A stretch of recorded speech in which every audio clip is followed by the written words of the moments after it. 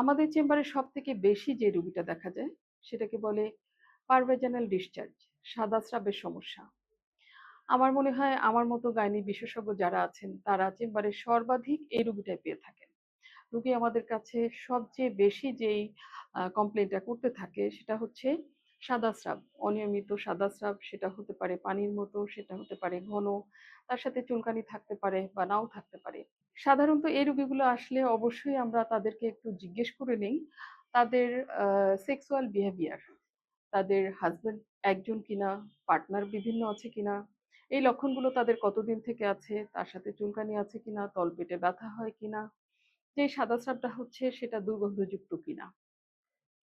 তাহলে এই রোগীগুলো আসলে সাধারণত এত ভয় পাবার কিছু নেই। আমরা সেগুলো ওষুধের মাধ্যমে নিরাময় করতে পারি। যেই সমস্যার কথা তারা বলবেন, সাধারণত আমাদের এটা ট্রাইকোমোনিয়াসিস হতে পারে, মনিলিয়াসিস হতে পারে, ভ্যাজাইনাইটিস হতে পারে, বিভিন্ন কারণ হতে পারে এই সাদা স্রাবের। সাধারণত সাদা স্রাবের ধরন বুঝেই আমরা চিকিৎসা দেই। তবে যদি রোগীর বেশি সমস্যা বলে, তলপেটে ব্যথা, জ্বর এগুলো বেশি বলে, তাহলে তার সাথে আমরা একটা আল্ট্রাসাউন্ড করি আর রক্তের পরীক্ষা করি।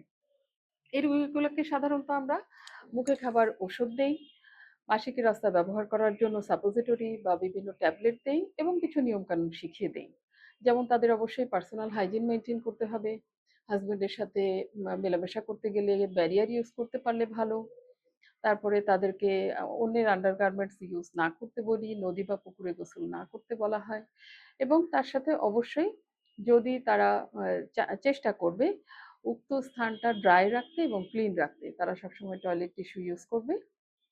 এবং যখন লম্বা সময় ধরে তাদের এই সাদা স্রাবের সমস্যাটা থাকবে, তারা যেন এটাকে ইগনোর না করে, তারা যেন ডাক্তারের শরণাপন্ন হয় এবং সেটার চিকিৎসা নেয়। চিকিৎসা করলে এই রোগ সম্পূর্ণ নির্মূল করা সম্ভব।